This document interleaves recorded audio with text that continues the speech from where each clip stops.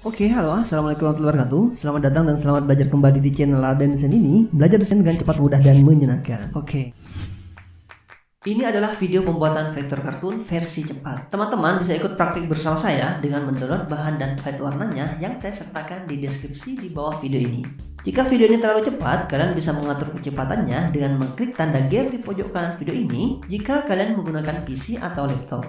Jika kalian menggunakan smartphone, silahkan klik tanda 3 titik di pojok kanan atas dan atur kecepatannya ke yang paling lambat. Dan jika kalian pemula, kalian bisa menonton video yang saya khususkan untuk pemula yang saya jelaskan dengan detail dari A sampai Z. Link videonya ada di deskripsi di bawah video ini. Saya juga menyertakan hasil pembuatan vektor art ini, bisa kalian download juga di deskripsi di bawah video ini. Bisa kalian pakai untuk wallpaper atau kebutuhan kalian yang lainnya.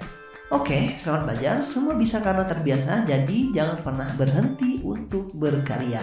Dan jangan lupa ataupun ragu untuk mensubscribe channel Raden Desain ini agar kalian bisa belajar desain dengan cepat, mudah, dan menyenangkan. Klik juga icon loncengnya ya, biar kalian dapat notifikasi jika ada materi terbaru dari channel Raden Desain ini. Oke, enjoy this video.